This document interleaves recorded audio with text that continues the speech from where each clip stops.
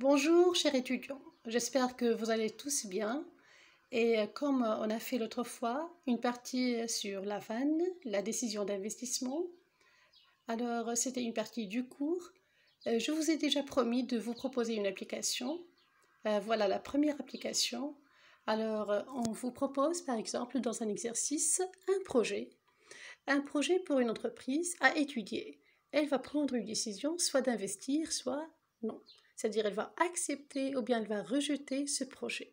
Les données de l'exercice. Alors ce projet il va durer 5 ans. On donne toujours petit n la durée du projet.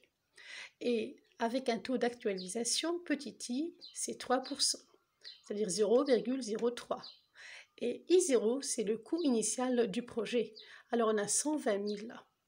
Voilà les données de l'exercice. La question proposée, suite à des énoncés, on va vous donner quelques informations. On va vous demander de préparer les bénéfices anticipés. Quand vous savez déjà que l'entreprise doit étudier ce projet tout en anticipant les bénéfices qu'elle peut générer, n'est-ce pas, durant les 5 années. Alors, on vous propose dans l'exercice que pour la première année, le bénéfice sera à l'ordre de 30 000. La deuxième année, il va augmenter de 10%. Donc, ça augmente, alors plus, voilà, B2, le bénéfice de la deuxième année, ça augmente de 10%. Et si on dit 10%, c'est-à-dire on applique sur celui de B1. Ça donne 3 000 plus 30 000 égale à 33 000. Première étape, on doit préparer tous les bénéfices anticipés. Une information aussi dans l'exercice, on dit que pour la troisième année, le bénéfice double. Alors s'il vous plaît, ici toujours, il faut se baser sur les résultats de la dernière année, c'est-à-dire l'année précédente. Par exemple, pour la troisième année, ça double, donc ce n'est pas B1 qui double, c'est B2 qui double. Alors ce sera 2 fois B2. Donc 33 000 fois 2, ça donne 66 000. On passe à la quatrième année, on dit que ça stagne. Donc dans l'énoncé de l'exercice, on dit les bénéfices stagnent, donc ça sera égal à B3. B4 égale à B3. Ça donne toujours 66 000. Quant à la dernière année, la cinquième année, on dit que ça augmente de 40 000. Alors, toujours la même remarque, il faut se baser sur la quatrième année et son bénéfice qui est déjà 66 000, il va augmenter alors plus 40 000. Ça donne 106 000. Une fois on prépare les bénéfices, on passe à étudier ce projet. Il faut tout d'abord actualiser les valeurs donc, de ces bénéfices. Comment on va faire? Une simple formule à appliquer. La valeur actuelle sera bénéfice 1 sur 1 plus i. I, je vous rappelle, c'est le taux d'actualisation qui est donné dans l'exercice.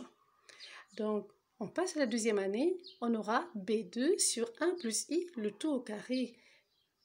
Alors, à chaque fois on avance d'une année, à chaque fois l'exposant augmente selon l'ordre de cette année. Plus B3 sur 1 plus i au cube, ainsi de suite, jusqu'à arriver à la dernière année. Pour notre cas, la durée, c'est 5 ans. Donc, on s'arrête à B5. Ça dépend des projets et de leur durée. On n'a qu'à écrire la formule et remplacer maintenant toutes donc, les valeurs de ces bénéfices qu'on a déjà préparés, anticipés, année par année. Et au niveau du dénominateur, faites attention au calcul. À chaque année, je reçois quelques fautes d'inattention. Peut-être c'est le trac des examens. Alors, I, c'est 3%. J'insiste, c'est 0,03. Ce n'est pas 1 plus 3. Alors, il faut avoir 1,03 au dénominateur. Et on applique au carré pour la deuxième année, au cube pour la troisième, ainsi de suite jusqu'à arriver à la dernière. J'espère que la remarque est claire. On n'a qu'à calculer et faire le total de ces quotients. Et voilà, moi j'ai fait donc pas à pas avec vous pour vous informer que de préférence prendre toujours 2 chiffres après la virgule, c'est largement suffisant. Et comme ça, donc on aura le total à la fin de 171 911,21. Bien sûr, on peut avoir quelques différences au niveau de après la virgule, ça dépend de votre choix au niveau de la calculatrice scientifique. Mais ça toujours reste très proche de ce résultat, qui est très exact. Ok? Donc, cette étape est faite, c'est la deuxième étape. Je vous rappelle, la première étape, c'est préparer les bénéfices anticipés. La deuxième étape, c'est calculer la valeur actuelle. D'accord? Comme on vient de faire. La troisième étape, et c'est la dernière étape, avant de prendre la décision, on va calculer la vanne. La vanne, c'est la valeur actuelle nette. Alors, ce sera une différence entre la valeur actuelle et le coût initial. On n'a qu'à remplacer les valeurs de ces deux variables. Je vous rappelle que le coût initial, on le connaît déjà au début, n'est-ce pas? Voilà, c'est dans l'énoncé, c'est égal à 120 000. Une fois je fais cette différence, je vais avoir un résultat. Ce chiffre, on va voir son signe, c'est ce qui nous intéresse.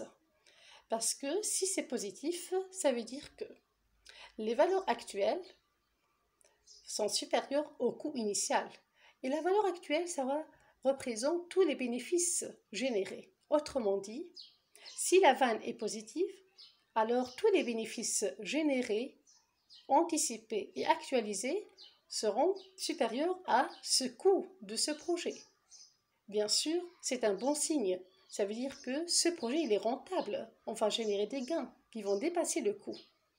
Alors on va déduire et dire, au cas où c'est positif, et c'est le cas de notre exercice, le projet est rentable, alors on va conseiller l'entreprise à investir.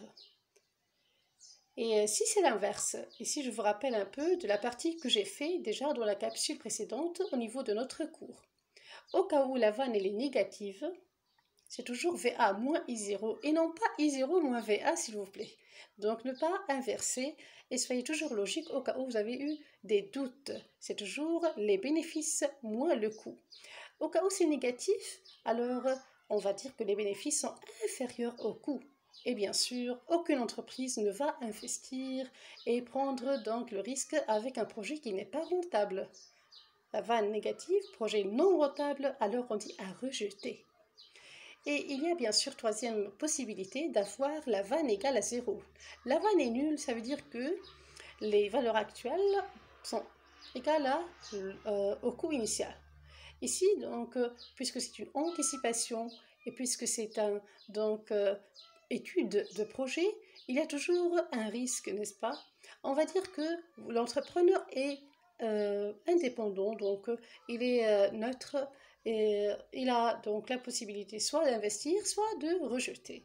Il y a donc des entrepreneurs qui veulent prendre ce risque et d'autres non. Voilà. J'espère que c'était clair. Donc ceci, c'est la première application.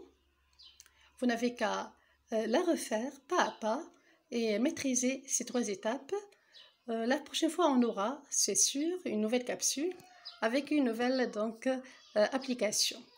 Si vous avez aimé, très bien, donc signalez. Si vous avez des questions, n'hésitez pas et soyez toujours fidèles. Merci pour notre chaîne. Au revoir et bon courage pour les examens, chers étudiants.